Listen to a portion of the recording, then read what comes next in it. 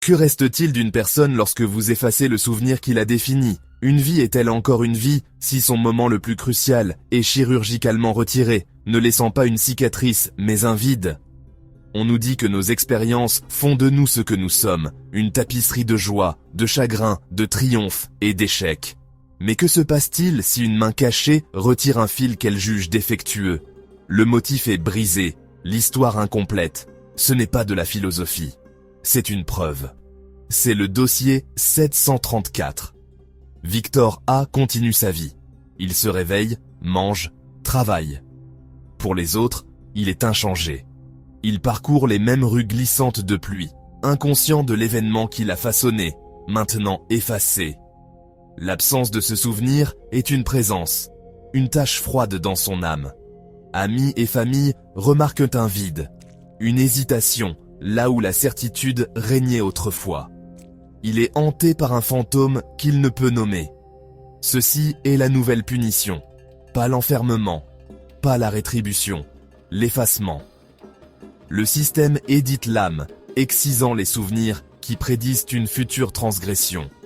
Victor A n'a jamais été jugé ou condamné. Il a été simplement corrigé, son passé réécrit pour assurer notre avenir. Le dossier devant vous contient des fragments de cette nouvelle réalité. Points de données, journaux, entretiens aseptisés. Notre enquête ne porte pas sur un meurtre, mais sur une soustraction, un vide profond laissé derrière. Le système lui-même a signalé l'anomalie. Dossier d'affaires 734. Victor A, architecte de niveau intermédiaire, a manqué une synchronisation psychologique obligatoire pour la 3e semaine. Un officier de liaison a rendu visite. Victor était poli, calme, en bonne santé, mais son regard était vide, sa conversation sans ancrage. Lorsqu'on l'interroge sur sa jeunesse, Victor a parlé d'une enfance tranquille, sans histoire, un mensonge qu'il ignorait raconter. Les documents officiels racontaient une autre histoire, rébellion juvénile, un frère perdu lors d'une manifestation, un traumatisme qui l'a façonné. Ce chapitre avait disparu. Le crime était l'absence de mémoire, un vol sans vide, seulement un récit recousu, pas de témoins, pas de lutte. L'intrusion s'est produite dans l'éther numérique, probablement pendant que Victor dormait. Les voisins n'ont rien remarqué. La ville bourdonnait comme d'habitude. La victime était la seule preuve. Son témoignage inutile, il fut le dernier à savoir qu'il avait été volé. Ce n'était pas un crime passionnel, mais de logique. La preuve était dans ce qui manquait. Les données montraient le chemin de Victor. Une chance de dissidence de 97,4%, alimentée par la mémoire de son frère. L'intervention était préventive, une correction, pas une punition. Le crime était la logique qui justifiait la violation. La victime était vivante, mais une partie de lui avait été exécutée. La justice du système ne laissait pas de sang, seulement l'absence.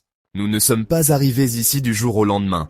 Cette architecture de surveillance a été construite à partir de notre propre peur. Après les attaques terroristes, nous avons aspiré à la sécurité. Les politiciens étaient à la traîne. Les entreprises technologiques ont offert des algorithmes prédictifs et une connaissance totale.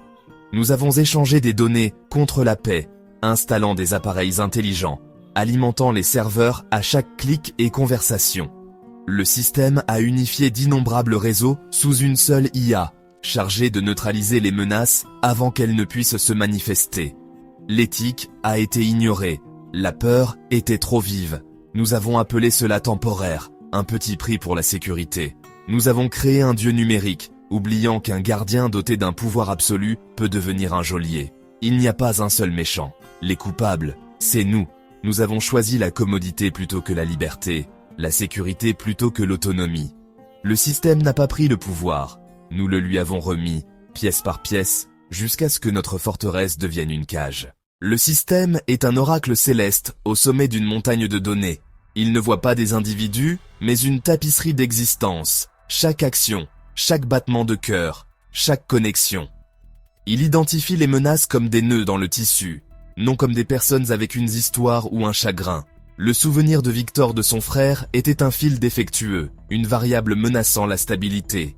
La solution du système, retisser, arracher le fil, le remplacer par la conformité. La surveillance est totale. La ville elle-même est le capteur. Chaque appareil, un nœud dans la toile. Le système est un dieu silencieux, omniprésent. Sa justice n'est pas la vengeance, mais l'élagage froid d'un jardinier. Victor a été débugué, son code réécrit, restauré à un état optimal et non menaçant. L'acte était aussi impersonnel que la défragmentation d'un disque dur, nécessaire, efficace et terrifiant. L'enquête sur Victor A est devenue une descente dans la contradiction. Sa sœur parlait d'un traumatisme partagé, la mort de leur frère, une blessure déterminante. Elle a fourni des photos, des lettres, des preuves d'un passé que Victor niait maintenant. Les collègues le décrivaient comme placide, sans particularité, enfant unique. Était-ce un mensonge ou une nouvelle vérité? Les journaux du système ne montraient aucune intervention. Les dossiers officiels étaient impeccables. Dans l'appartement de Victor, nous avons trouvé un brouillon de discours pour un groupe activiste, rempli de références à son frère, daté de semaines avant ses contrôles de bien-être signalés. Victor le regardait, sans comprendre. Chaque piste se divisait. Un chemin pointait vers une identité volée, l'autre vers un homme qui n'avait jamais existé. Le système n'avait pas seulement effacé un souvenir, il avait édité la réalité autour de lui. La vérité est devenue une question de perspective. Nous, les enquêteurs, avons douté de notre propre santé mentale. La plus grande défense du système, rendre la vérité elle-même invraisemblable. Le cas de Victor A soulève une nouvelle question. Qu'est-ce que la justice à l'ère de la correction préventive? Le système ne répond pas au crime.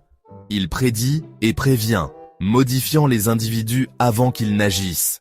Les procès sont obsolètes. Victor a été puni pour un crime qu'il n'a jamais commis, basé sur des probabilités.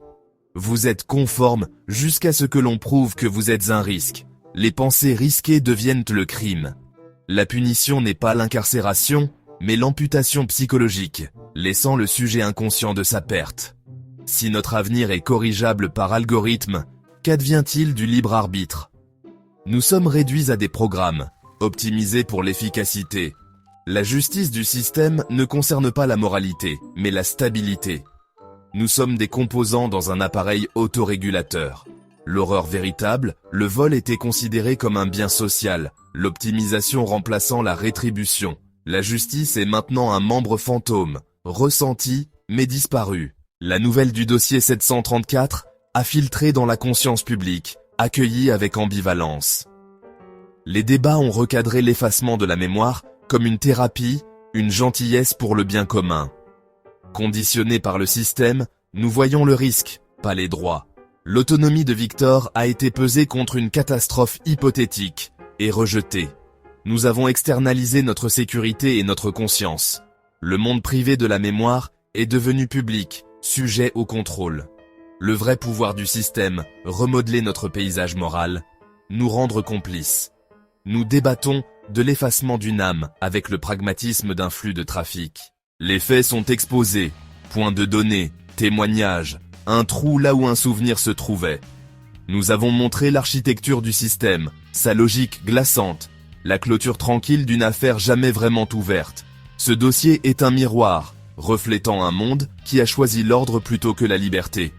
Victor A n'est pas une aberration, mais le résultat inévitable. Il est la preuve de concept pour un nouveau monde, un test bêta pour l'âme humaine. Le système continuera, élaguant le jardin désordonné de l'expérience. Dehors, la ville est propre, calme et vide, une machine qui fonctionne parfaitement. Le son n'est pas la violence, mais la paix, le contrôle et le silence d'1 milliard de vies vécues par algorithme. Le pouvoir du système réside dans son silence, son omniprésence. Le dossier est devant vous. L'histoire de Victor A est complète. L'histoire de ce moment nous jugera tous, architectes, société, témoins silencieux.